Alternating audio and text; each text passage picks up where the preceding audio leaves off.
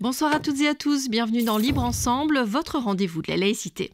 Ce soir, c'est une belle rencontre que nous vous proposons. Héloïse Delsart, dite Ovidie, est docteur en lettres et études cinématographiques. Autrice et réalisatrice engagée, elle se questionne sur le corps depuis de nombreuses années et nous invite à sonder notre sexualité. Dans La chair est triste, hélas, confession intime de sa sortie de la sexualité, elle renvoie dos à dos l'intime et le politique avec humour et clairvoyance.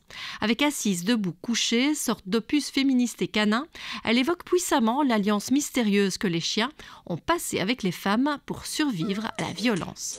Catherine Ax a rencontré Ovidie dans les coulisses de Beaux-Arts lors de son passage à Bruxelles il y a quelques semaines. Libre Ensemble, Vinciane Colson, Jacques Nizan. Je vais commencer par une question qui va tout de suite planter le décor. Vous avez 44 ans aujourd'hui, Ovidie, Héloïse, mais Ovidie. Est-ce que vous pensez être une femme libre ? Je pense que ce serait bien prétentieux que de prétendre être une femme libre. Non, je pense que j'essaie de m'émanciper sur bien des points. Il y en a certains sur lesquels je pense que je suis en bonne voie, en bon chemin. Et puis d'autres où je pense que j'arrive toujours pas à me libérer complètement. Je pense que c'est compliqué quand on a été socialisé comme une femme depuis la naissance, qu'on croule sous les injonctions, on ne peut pas se libérer comme ça en un claquement de doigts. Donc non, je tends à être une femme libre, mais je pense que ce serait très prétentieux de dire que j'en suis une. Et vous tentez de l'être, in fine, peut-être, dans quelques années. Son apprentissage aussi. Déjà, ce que je cherche... C'est une utopie, peut-être. Je pense que c'est impossible, en tout cas pas pour une femme de ma génération, peut-être que pour la génération suivante, la Gen Z, ou peut-être même la génération Alpha, ou je sais pas, peut-être pour les générations suivantes, mais je pense que c'est quand même compliqué pour une femme de ma génération de pouvoir vraiment se débarrasser de tout, s'émanciper de tout.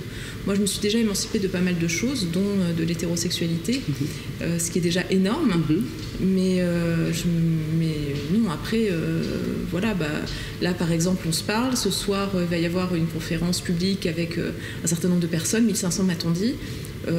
Qu'est-ce que je vais faire ? Je vais aller chercher des vêtements et puis je vais aller me chercher un peigne parce que j'ai oublié un peigne chez moi, voilà, et puis je vais me maquiller ce soir, enfin voilà. Alors que vous seriez tellement mieux en jogging, tranquille, en basket. Je pense que j'irai quand même en basket, mais voilà, la première question que je me suis posée quand on m'a dit hier soir, dis donc il y a 1500 réservations, je me suis dit merde, j'ai pas pris de vêtements. Je me suis pas dit oh là là mon Dieu, j'espère que je vais pas dire de bêtises. Donc voilà, ma première réaction ça a été l'image et ma corporéité, et non pas le discours que j'allais fournir finalement. C'est pas la circulation de la pensée qui m'a perturbée à ce moment-là, c'est pas est-ce que je vais être à la hauteur de cette circulation de la pensée, ça va être merde, faut que je m'achète un blazer quoi. Vous parlez de l'enfance, on dit qu'on est souvent le fruit de là où on a grandi. Où avez-vous grandi ? Dans quel milieu, Ovidie ? Qu'est-ce qui vous a formé ? Et donc qu'est-ce qui vous fait votre caractère aujourd'hui ? Moi, j'ai grandi dans un milieu plutôt middle class, avec des parents qui ont été l'un et l'autre enseignants. Et puis, voilà, mon père est devenu proviseur de lycée, ma mère a dirigé un centre médico-psycho-pédagogique, donc pour les enfants, un centre psy. Et donc voilà, je fais partie de ce qu'on appelle les enfants de profs, un peu. Même s'ils ne sont pas restés profs jusqu'au bout, mais voilà, je fais partie des enfants de profs, c'est-à-dire enfants de profs... pour ce qui concerne mes parents, transfuges de classe, parce qu'ils viennent tous les deux d'un milieu ouvrier. Mon grand-père était mineur, mon autre grand-père était garde-barrière, donc d'un milieu plutôt prolo. Et avec cette idée que c'était par les études qu'on allait se hisser, et je pense que j'ai conservé ce truc-là de s'élever par les études ou par la pensée ou par je sais pas quoi en fait. Donc où ça reste encore une valeur et que j'essaie aussi de transmettre à ma fille aujourd'hui. Je dis ça, c'est parce que c'est plus forcément évident aujourd'hui, vu qu'on sait que être diplômé c'est pas suffisant pour avoir un boulot. Enfin, je veux dire, avant on nous disait travaille bien pour pouvoir faire les études que tu veux et à la fin tu feras le métier que tu veux. Aujourd'hui on sait très bien que c'est absolument pas comme ça que ça fonctionne et que c'est plus du tout possible. Donc il y a eu un décalage de ces valeurs-là, mais en tout cas moi c'est dans ce milieu-là que j'ai évolué, dans un milieu où la valeur c'était le travail, des études quoi. Un peu de féminisme, quelle avait la place de la petite fille, de la femme à l'époque ? Le féminisme, on n'en parlait pas, c'est un impensé, je pense, du côté de ma mère. En revanche, plus que les mots l'exemple, on va dire, ce que j'ai observé, c'est une répartition paritaire, par exemple, des tâches à la maison. Mon père, il passait autant l'aspi que ma mère, quoi. Mon père, il faisait autant de ménage que ma mère, il faisait autant de la lessive que ma mère. Et c'est d'ailleurs déjà une ouverture sur quelque chose. Ouais, pour les années 80, c'est pas si évident que ça, quoi, en fin de compte. Et ma mère, elle gagnait plus que mon père aussi, je le dis, parce que c'est quand même une source de tension. C'est rare à l'époque, mais c'est toujours une source de tension entre hommes et femmes dans les couples hétéros, même aujourd'hui. Hein. On n'aime pas qu'une femme soit plus diplômée que son mec ou gagne plus d'argent que son mec. Enfin, la réussite, ça fait un peu peur aux hommes, quoi. Et mon père, non, il s'en foutait. Donc j'ai été élevée dans ce contexte-là où mon père gagnait moins, il était parfois un peu plus dispo qu'elle, donc il faisait un peu plus le ménage et voilà. Alors on va voyager dans notamment ces 2 livres qui sont vous, hein, très clairement. La chair est triste, hélas, c'est le dernier, Assise debout couché. Dans Assise debout couché, c'est presque un opus féministe et voilà. En relation au chien, on va le développer. Mais vous dites quand même que voilà, à l'âge de 10 ans, vous partiez faire des courses à quelques kilomètres de chez vous, en vélo, et prends le chien. Et pas du tout, fais attention à qui tu croises. Dutroux n'était pas encore passé par là. Mais c'est ça, on est dans une période avant Dutroux, avant tout. En fait, c'est vrai que c'est un moment où finalement, on ne prenait pas autant de précautions qu'aujourd'hui. Je pense qu'on n'avait pas forcément conscience du danger. Et effectivement, moi, je partais tout seul sur des chemins de campagne à 10 ans, en vélo. Et très tôt, j'ai pris le chien. C'est comme ça que commence le livre. Prends le chien avec toi. Très tôt, j'ai pris le chien pour pouvoir me défendre contre la violence des hommes, quoi, finalement. C'est évidemment pas comme ça que je le théorisais. Et c'est pas du tout comme ça que le théorisait ma mère ni mon père. Mais ma mère, elle me disait, prends le chien. Ça veut dire prendre le chien, ça veut dire méfie-toi des hommes que tu pourras rencontrer, s'il y a une voiture qui s'arrête près de toi, ou voilà ce que ça veut dire, prends le chien, c'est méfie-toi de ça. Mais sauf qu'à l'époque, on ne disait pas attention, on parlait pas de féminisme, on parlait pas de peu ou pas de violence faites aux femmes. Et il y avait des crimes passionnels. Qui étaient d'ailleurs souvent excusés, ou enfin les hommes étaient relaxés d'ailleurs. Hein, oui, c'est ça. Mais le terme crime passionnel, on l'a utilisé jusqu'à encore très peu de temps. Enfin, quand on pense par exemple à Bertrand Cantat et Marie Trintignant, on parlait encore d'un amour à mort, ils étaient tellement beaux, ils se sont autodétruits. C'est par amour qu'il l'a battu avec ses poings. Voilà, bien sûr, il a tué par amour, évidemment. Non, on ne tue personne par amour. Donc c'est vrai que c'est une autre. C'est encore une autre époque, ouais. Mais donc oui, quand j'étais petite, on ne parlait pas de violence sexuelle, on ne parlait pas de tout ça. Pourtant, c'était une époque, début des années 80, où il y avait eu pas mal d'enlèvements d'enfants. Je pense à l'affaire Ranucci, là, on est fin des années 70, si je dis pas de conneries. Et on parlait quand même pas mal de ça, mais c'est marrant, on faisait pas... on disait pas aux petites filles, attention, attention, méfie-toi des hommes parce qu'ils pourraient bien te violer, quoi. En fait, clairement, on disait pas ça. On ne disait pas, ce qui pourtant était vrai, méfie-toi de tout, parce que ça peut être quelqu'un que tu connais, ça peut être ton prof, ça peut être ton voisin, ça peut être quelqu'un, le boulanger, ça peut être quelqu'un que tu as croisé 150 fois. Méfie-toi, parce qu'en fait, le monstre, c'est n'importe lequel d'entre eux, quoi. C'est ce qu'on dit, évidemment, on ne peut pas ne pas parler du procès Pellico actuellement, qui est le procès du siècle, et c'est qu'effectivement, le violeur n'est plus un fou furieux et qui vous attend dans une petite rue étroite. C'est le boulanger, et c'est votre mari aussi. Qu'est-ce que vous pensez? C'est votre mari surtout, ou votre beau-père, ou votre oncle, quoi. En tout cas, c'est quelqu'un de très proche. Qu'est-ce que vous pensez que ce procès va changer ou nous apporter? Déjà, le huis clos qui a été refusé par Madame Pellico est un grand pas dans la reconnaissance des violences, mais on voit qu'il y a des accusés qui nient, qui disent non, le terme violeur, c'est trop lourd à porter. Le terme violeur ne correspond pas à l'image idéalisée qu'ils ont d'eux-mêmes, en fait. Et c'est vrai que la plupart des hommes qui violent ne se voient pas comme des violeurs.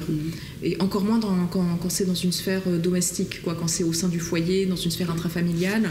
Alors là, ils ne se perçoivent pas comme tels. Je pense qu'essayer, dans le cadre d'une relation, d'un viol commis par votre conjoint, essayer de lui expliquer le lendemain qu'il vous a violé, il va être ben non. Moi, ça m'est arrivé il y a très longtemps, mais ça m'est arrivé une fois avec un de mes conjoints.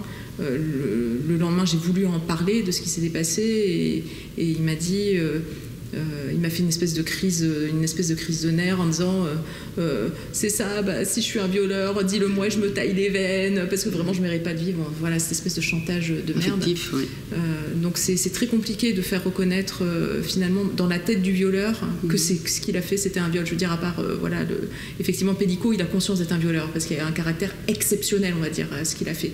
Mais les autres qui commettent des viols ordinaires, en fait, ils ne se perçoivent vraiment pas comme tels et vraiment ça ne colle pas avec l'image qu'ils ont d'eux-mêmes. Moi, j'y suis allée au procès au début. C'est vraiment une drôle d'ambiance. C'est très curieux. Moi, j'avais jamais vu ça parce que, en fait, bon, il y a certaines personnes comparaissent, certains accusés comparaissent libres et d'autres sont dans les box en verre. Donc, mais la majorité quand même comparaissent libres et ne reconnaissent pas les faits par ailleurs. Sur les 51 gars, il y en a 35 qui disent non, je suis pas un violeur, j'ai pas violé. Et ce qui est quand même très curieux, c'est qu'on est assis, la salle d'audience d'Avignon, elle est toute petite, et on est assis à côté d'eux, on fait la queue avec eux à la machine à café. Il y a un toilette qui est mixte par ailleurs, donc ça veut dire qu'on va dans les mêmes toilettes qu'eux, ils nous tiennent la porte quoi, quand on va faire pipi au moment de la pause quoi. Donc c'est vraiment une très très drôle d'ambiance, puis il y a une cinquantaine de robes noires aussi qui sont là. Donc tout ce monde est mélangé, et c'est vraiment...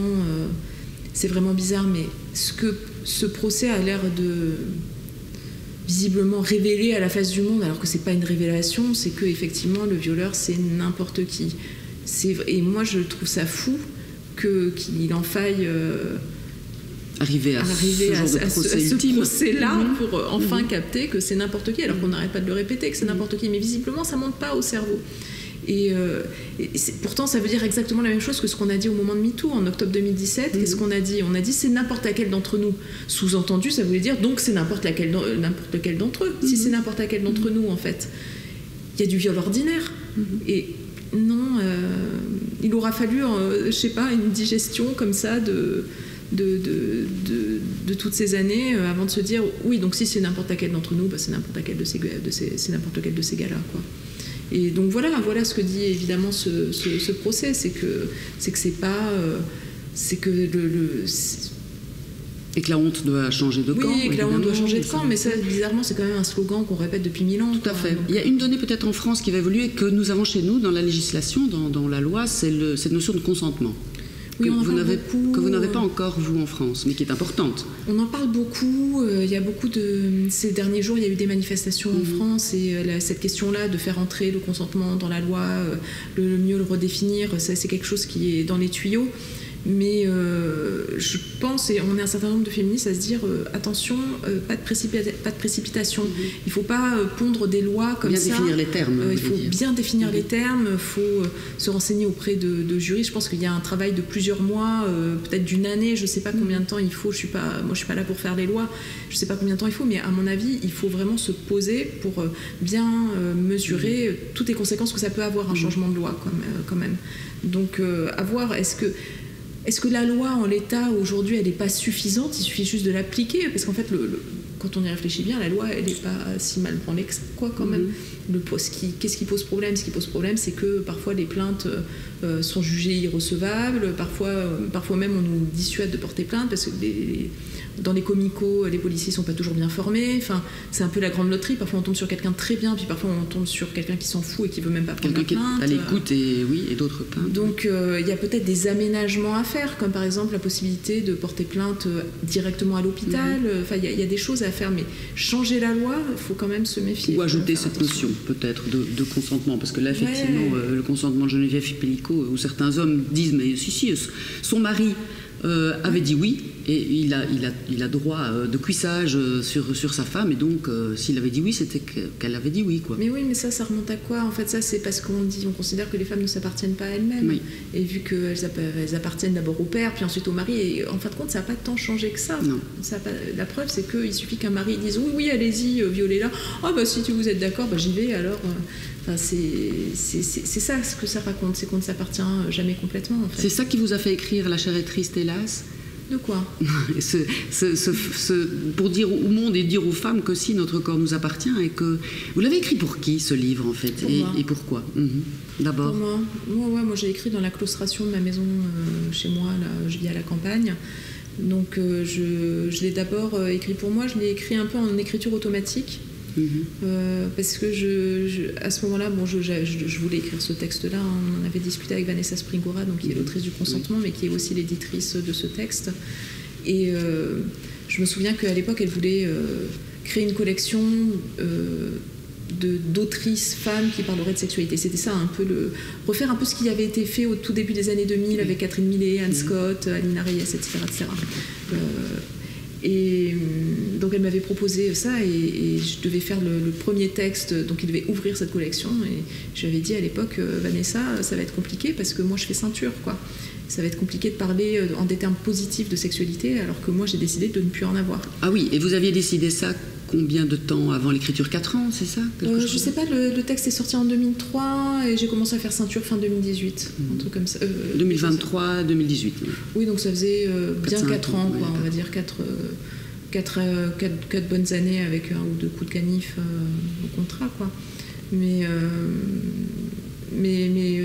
non, je l'ai écrit. Et puis là, elle vous a dit, justement, écris sur ça, parle de ça. Ouais, c'est ça. Elle a quand même eu un temps de réflexion, et puis après, elle m'a rappelé, elle m'a dit, mais en fait, je pense que ça colle dans cette collection, on va le faire, parce que parler d'arrêt de la sexualité, c'est une façon aussi de parler de la sexualité. Bien sûr. Vous avez toujours écrit et filmé et documenté sur l'intime, sur la sexualité. Quel est votre fil rouge? Est-ce que c'est le même fil rouge? Le corps. Je pense que le fil rouge, c'est vraiment le corps et l'intime, et la politisation de l'intime. En vrai, si on regarde vraiment tout ce que j'ai fait, même par rapport, même si on pense au documentaire que j'avais fait sur les violences obstétricales, sur les violences de l'accouchement, etc., on est là-dedans, on est dans la politisation de l'intime. Le fameux point du mari. Le point du mari, c'est terrible ça quand même, l'histoire du point du mari, mais c'est de fait, c'est quelque chose qui se fait moins, mais qui, moi au moment... moi j'ai entendu le gynécologue le proposer à mon mari. Ouais, je pense qu'on est à peu près la même génération, et voilà, et à l'époque ça se faisait. Mon fils a 23 ans. Ouais, ma fille a 19 ans, donc c'est à peu près la même génération. Une époque où on faisait des épisiotomies comme ça, sans rien demander à personne. Donc vraiment tout ça pour dire que ce soit les violences obstétricales et gynécologiques, les violences sexistes et sexuelles, etc., vraiment ou même les chiens, vraiment mon fil rouge, c'est ça, la politisation de l'intime. Politiser des endroits qui n'ont pas été ou pas encore assez, comme le foyer, la chambre à coucher, la table de gynéco. Où en êtes-vous aujourd'hui, Ovidie, justement, sur cette... Quoi, de ma grève? Votre grève? Ouais, j'y suis pas retournée. Vous n'êtes pas retournée encore? Ouais, non, je me suis posé 2-3 fois la question, mais non, à chaque fois... Mais pour autant, vous n'avez pas renoncé à l'amour? C'est quoi l'amour, quoi, en fait? Je crois beaucoup à l'amitié qui est surcotée, je pense à... Mais vous dites aussi, ça pourrait être un peu le couple petit bourgeois qu'on a beaucoup décrié, où en fait le couple était ensemble et puis faisaient chambre à part et décidaient quand ils le désiraient. C'est plutôt l'idéalisation du couple amoureux qui pose problème, non? À qui on dit qu'il faut faire l'amour plusieurs fois par semaine, sinon on ne s'aime pas vraiment, sinon on ne désire plus l'autre. C'est ce couple-là que vous avez un peu taclé dans ce livre. Non, mais je crois que c'est le couple, même le couple petit bourgeois qui baisse pas. Enfin, je veux dire, moi, c'est toute forme de couple, je crois, qui est attaqué dans ce livre. Mais c'est surtout notre quête désespérée de l'amour qui nous empoisonne. Je crois que c'est ça le fond du problème. C'est qu'on est quand même programmé en tant que femme à faire couple. C'est notre première fonction dans la société. C'est donc se rendre attirante pour pouvoir faire couple, pour qu'un homme puisse nous désirer, et après tout faire pour maintenir ce couple. Et avoir des enfants. Un papa, une maman, on ne ment pas aux enfants. Mais avant tout, je pense que c'est quand même ça, c'est se rendre désirable pour pouvoir être choisi par un homme. Une fois que cet homme nous a choisis, on fait tout pour maintenir cette relation. On voit bien que par exemple tous les textes tous les articles, développer votre libido, libido au top, tout ce jargon un peu marketing de la sexualité, booster son désir, etc. Ce sont des textes qui sont écrits et lus par et pour les femmes, en fait. Il n'y a aucun mec qui va lire un article sur la libido de ma femme. Comment conserver ma femme en la faisant jouer. Enfin, je veux dire, ça n'existe pas. Nous, on va pondre dans la presse féminine des articles en disant qu'il faut faire des fellations et qu'on va donner des tuyaux pour bien faire la fellation. La bonne fellation, un peu comme on ferait un bon tous les matins, feu, quoi, un peu, et une bonne tartiflette, j'en sais rien. Mais ouais, en fait, on nous donne 1000 conseils pour être une amante au top, une mère au top. Et il y a peu de sororité aussi, hein. Vous le dites, quand une femme est trompée, que ce soit avec la maîtresse ou celle qui nous remplace, on va stalker, on va bitcher, on va plutôt se crêper le chignon que de se soutenir. Il y a peu de sororité dans les couples, dans l'amour et dans l'hétérosexualité. Encore une fois, on est élevé comme ça, en fait, à la compétition intrasexuelle. On est élevé pour se tirer dans les pattes, hein, pour qu'il y ait une schtroumpfette suprême qui soit au centre du désir masculin, qui attire tous les regards. Et on a envie d'être celle-là, d'être cette schtroumpfette suprême. Et donc forcément, pour être la schtroumpfette suprême, il faut écraser toutes les autres femmes. Et à partir du moment où elles ont quelque chose de plus que nous, je sais pas, la beauté, la réussite, peu importe, une gratification quelconque, on va les jalouser, parfois on va se rendre malade. Et c'est ce qui se passe en général quand on est trompé, quand il y a une infidélité, un adultère dans une relation comme ça. La première question qu'on se pose, c'est mais qu'est-ce que j'ai de moins qu'elle, en fait? Alors parfois ça va être je suis plus âgée, je suis pas machin, mais on se pose cette question-là. Et moi je trouve qu'au contraire, on devrait...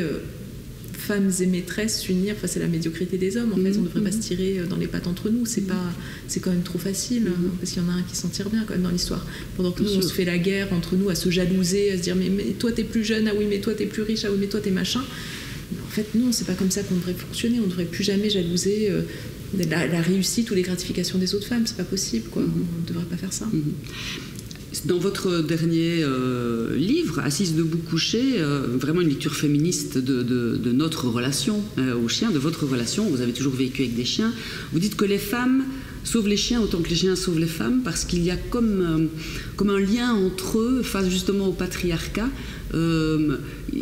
qui est ancestral, on va dire. Les femmes s'occupent des chiens et les chiens les sauvent. Depuis quand est-ce que vous pensez, vous réfléchissez à ça? Depuis toujours? Les chiens et les femmes sont relégués à la domesticité depuis toujours. Mais ce qui m'a donné envie d'écrire ce texte, c'est déjà j'ai vu une corrélation entre les chiffres des violences faites aux femmes, les violences intrafamiliales. Depuis le Covid surtout. Depuis le Covid, une explosion depuis le Covid des violences intrafamiliales et une explosion en parallèle des violences faites aux chiens, en fait. C'est-à-dire des victimes collatérales des violences intrafamiliales. Les premières victimes, c'est les chiens. Loin devant les chats, loin devant n'importe quel autre animal. En fait, une femme qui subit des violences intrafamiliales a 5 fois plus de risques de voir son chien battu que n'importe quelle autre femme. Donc c'est parti un peu de là pour moi, en me disant, ok, il y a une corrélation déjà au niveau des chiffres, et puis il y avait une autre observation que j'avais pu faire, c'est quand on va dans un refuge, c'est criant. Si on rentre dans un refuge SPA, en fait, on se rend compte que 70-80% des personnes qui sont là, des bénévoles, sont des femmes. Et d'une façon générale, dans la cause animale, c'est à peu près ça, les chiffres, ça varie d'un pays à l'autre, mais c'est 70 à 80% des militants pour la cause animale sont des militantes, en réalité.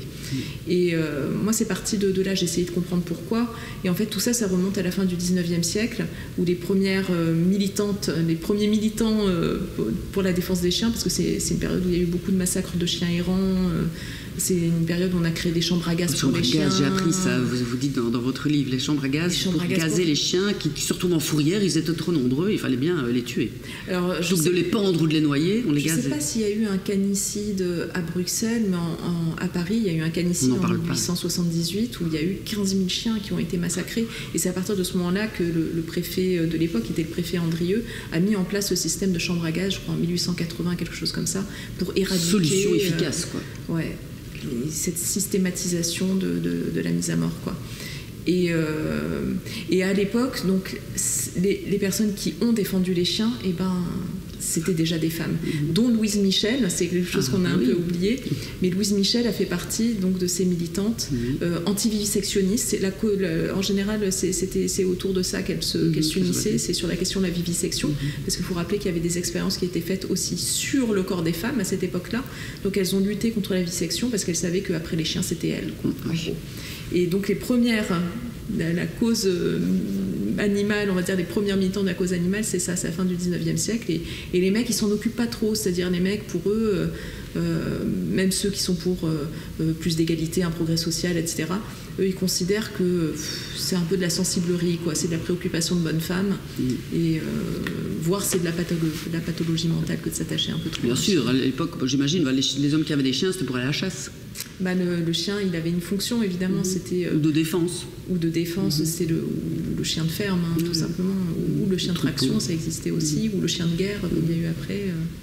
Ce qui est amusant, c'est que vous dites aussi que le chien, comme la femme, subit les dictats de la mode, de la chirurgie. On coupe les oreilles en pointe, comme on se fait refaire les seins.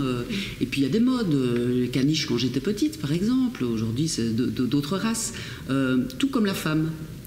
Oui, c'est quand même un truc qui est spécifique aux chiens, cette histoire. On n'a pas la même chose avec les autres animaux. Avec les chats, pas du tout. Avec les chats, pas du tout. Et là, par exemple, à l'heure actuelle, c'est des chiens instagrammables. Donc le chihuahua, à mort, et le bulldog français, vraiment énormément.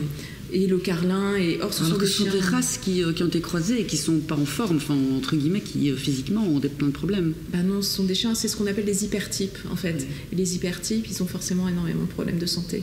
Donc il y a eu cette espèce de, pas de manipulation génétique, mais je dirais de sélection plutôt, pour avoir des chiens qui sont mignons, mais qui dès l'âge de 2 ans, se font opérer de hernie, ont des problèmes de poils, ont des problèmes de... Parce que c'est des brachycéphales, ils ont beaucoup de mal à respirer, ils se faire opérer du voile du palais, etc. Enfin, c'est une vraie galère, mais c'est instagrammable. Voilà, c'est un beau chien, instagrammable, mignon. D'un autre côté, l'insulte chienne est toujours mise au féminin et pas chien. Pourquoi être une chienne est une insulte? Ou disons que l'insulte chien n'a pas la même connotation sexuelle. Non. Oui, c'est ça. Oui. Un homme, c'est un chien, mais c'est plutôt c'est une ordure, mais pas sexuelle. Une ordure, ou alors, si on dit qu'un mec est en chien, ça veut dire que qu'il est en recherche... chien de la casse. Chien de la casse. On va dire qu'il est en recherche d'une femelle, quoi. On va dire, c'est ça. Alors qu'une chienne, c'est celle qui accumule les portées et qui est soi-disant ouverte à tous, quoi. Pour terminer, Ovidie, puisque nous sommes dans une émission de la laïcité, libre ensemble, du mouvement laïque, vous vous dites anarcho, je ne sais pas comment on dit, chrétienne, comme le théologien protestant Jacques Ellul, voilà. Quelle est votre position par rapport à la laïcité aujourd'hui? Entendons-nous, la laïcité en Belgique, c'est de permettre à toutes les religions qu'elles puissent vivre ensemble et qu'elles n'opèrent pas dans la sphère publique mais privée. Comment voyez-vous ce retour au sens ou à la quête de quelque chose aujourd'hui? Je suis bien embêtée pour répondre parce qu'effectivement, comme vous le dites, le terme laïcité en France n'a pas la même signification en fait. Oui, peut-être qu'il a eu à un moment la même signification. C'est des églises et de l'État en tout cas. Mais aujourd'hui, en tout cas, il n'est pas utilisé dans le même cadre. Aujourd'hui, dès qu'on parle de laïcité, c'est en gros sur la question de comment on voit les musulmans en France, quoi. En gros, c'est ça. Oui. En France, c'est ça que ça veut dire la laïcité. Et les personnes qui se sont emparées de ce terme, laïcité, l'ont fait pas à bon escient, quoi. Ne sont pas forcément dignes de ces détournements-là. Donc je serais bien embêtée parce que c'est un terme qui est devenu tellement chargé de choses négatives et de détournements que c'est par exemple un terme que moi je n'emploie pas au quotidien, quoi. Donc voilà, cette quête spirituelle, vous la gardez pour vous? Moi c'est une quête très individuelle. Voilà, c'est ça. Vous aimez les textes de la religion protestante, j'ai lu, comme tous les protestants, hein, c'est le texte, rien que le texte. Hein. Mais c'est ça. Mais c'est intéressant. Mais vous parlez de Marie et de sa non-virginité. Enfin, on s'en fout de sa virginité, en fait. Oui, on s'en fout. Chez les protestants, on s'en fiche. Ouais. Et la grâce est accordée. Le mariage n'est pas un sacrement non plus chez les protestants. Et puis la grâce est gratuite, accordée à tous. Quoi. Voilà. Même au catin. Même au catin, exactement. Et même aux chiens. Puisque Luther était... Oui, il adorait les chiens. Oui, il adorait les chiens. Et dans les propos de table, il disait que... Il y a un texte qui m'a fait hurler de rire où il dit qu'au paradis, il y aura des petits chiens aux poils d'or et aux yeux de perles ou aux yeux de nacre, un truc comme ça. Parce que Luther avait un loulou de Poméranie. Donc il faut quand même imaginer Luther qui était super austère avec son petit chien. Très instagrammable aussi, ça, le loulou de Poméranie. Tellement avec son petit chien blanc. Donc, très avant-gardiste, dis donc, Luther, par rapport à l'Instagram. J'ai lu aussi, mais peut-être que ma mémoire me fait défaut, que vous disiez, que vous reconnaissiez que vous aviez déconstruit beaucoup de choses et qu'à force de déconstruire et vous vous retrouviez sur un champ de ruines, qu'il fallait maintenant reconstruire et que le travail est magistral. Il fallait en passer par là. Moi, je pense vraiment que quand un édifice est branlant à ce point et qui menace de s'effondrer et de broyer tout le monde, je pense qu'il faut tabula rasa. Et puis il faut reconstruire.